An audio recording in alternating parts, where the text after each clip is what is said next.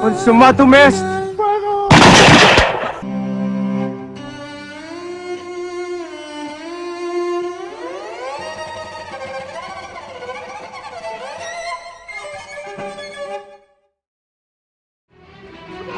Naganap na sa kadiliman ng kalupitan ng mga Kastila. Ang dating mahihinaong Kayumanggi ay natuto ng sumalungat sa ginagawang kalabisan ng pamahalaan.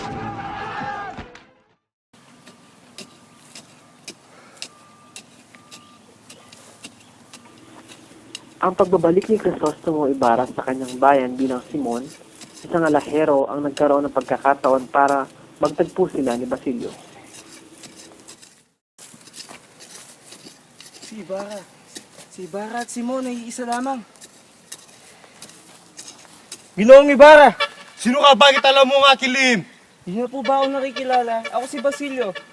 Yung tinulungan nyo ng bata pa ako, nailibing natin ang mga magulang ko dito sa pok na to. Alam mo ba, ang nakakalam sa aking mga lihim ay namamatay?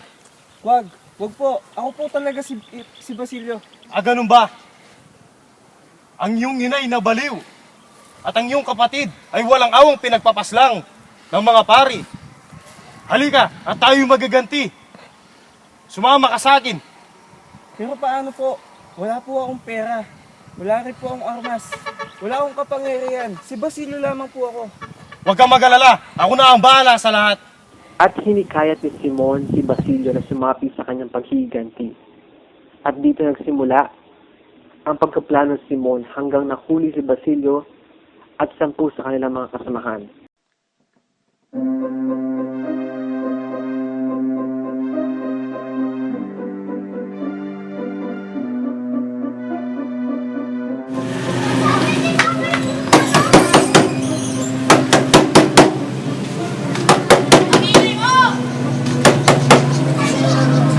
Andiyan po ba si Padre Camora? Ano kailangan sa kanya? Kailangan ko lang po siya makausap. Importante lang po. Halika dyan.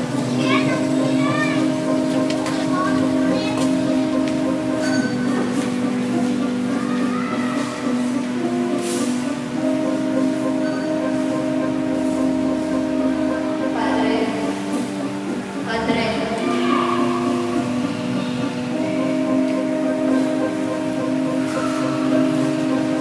Ano may paglilito ko sa'yo, Iya? Tungkol po kay Basilio, Padre. Ako po si Julie, kasintahan po ni Basilio. Alam niyo naman po siguro ang nangyari kay Basilio, Padre. Si Basilio ba ang pakay mo? Halika, ano ang usapan natin? Padre, anong ginagawa mo? Pag-uusapan natin. Padre! Padre! Padre! Pag-uusapan natin. Padre, wag! Dito tayo. Padre! Wala kawa-awa. Padre, wag! Padre! Hindi pwedeng ganun-ganun na lang. Kailangan meron magaling. Kailangan meron magaling. Padre! Padre, wag! Walang iya ka!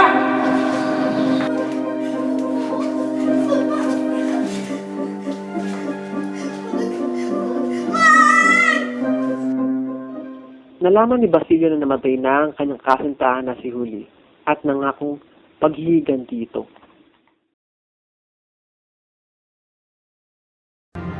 Sumapit ang araw ng pagdiriwang at dumating ang mga panahuing pangdangal, kabilang na dito sina Juanito, Paulita, na siya namang iniibig ni Sagani, kasama pa ang mga kapitan at ibang mga Kastila.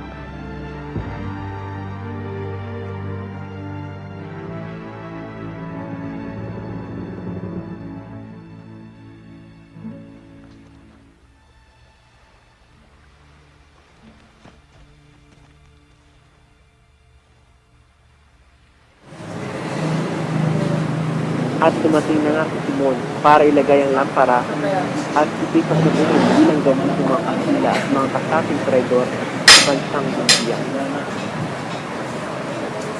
Simon, ang ganda naman ng lampang yan. Maraming salamat, Kapitan. Don Simon, maaari na magamit ito ngayon. Oo naman, Ginoo. Salamat, President.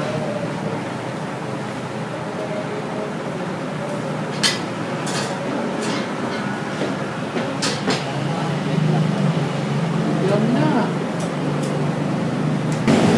At matapos lubisan ni Basilio, ginantong iligtas ni Sagani si Paulita. Sagani, magkarahan mo. Wala, Basilio. Gusto ko lang ating pagkatino. Kailangan na natin umalis ngayon. Bakit? Bakit pupunta ko na sa Basilio? Bahala ka. Ang mahal si Paulina.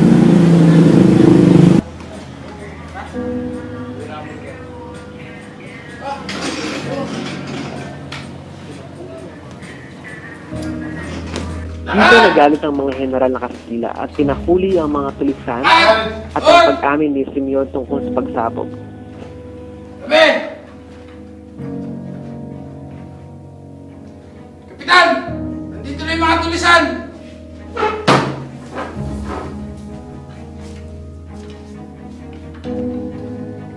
Tulisan? Sinungaling! Simumpa ang may pakananalaan na ito! Subalit, yun ang katotohanan, Kapitan. Kapitan! Tama na po. Hirap na kami. Nagpaalam na si Simon na may bighati sa bayan.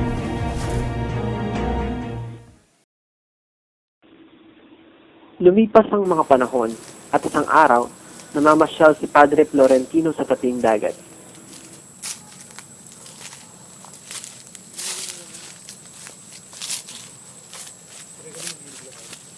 Padre! Oh, Padre! Ginoong Simon. Anong nangyari sa inyo? Padre, tulungan mo ako. Tayo na sa bahay at nang malapatan ko ng lunas ang iyong mga sugat. Uli na ang lahat, Padre. Huwag kang magsalita ng ganyan. Diyos lamang ang may hatol sa lahat ng bagay. At dinala nito si Simon sa kanyang tirahan at sinalaysay ang lahat ng pangyayari. Subalit, huli na ang lahat.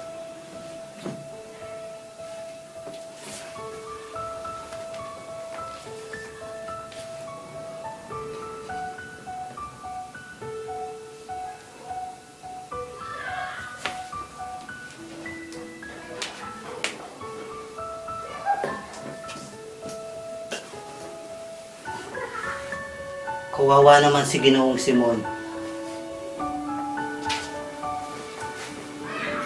Kung hindi lamang sana siya pinaghahanap ng batas, sana ay nakatawag na ako ng manggagamot. Padre, O Ginoong Simon, akala ko'y natutulog kayo. Padre Florentino, hindi ko malalaman kung paano kita pasasalamanan.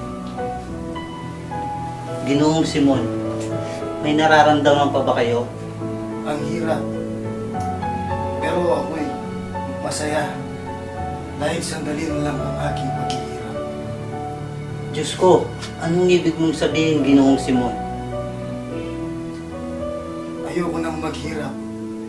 Maghirap man ako o hindi, tiyak pa rin ang aking kamatayan. Kaya uminom na ako ng lason. Patay na si Ginoong Simon.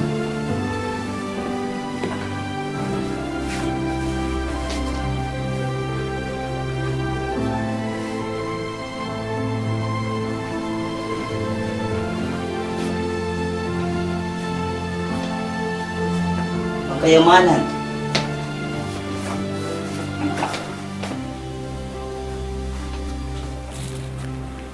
Sinagis ni Padre Florentino ang lahat ng kayamanan ni Simon.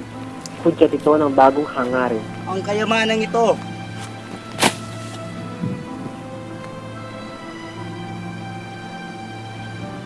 Kapag kinakailangan ka para sa isang dakilang layunin, ay itutulot ng Diyos na ikay matagpuan. Samantala, dyan di ka makakagawa ng kasamaan.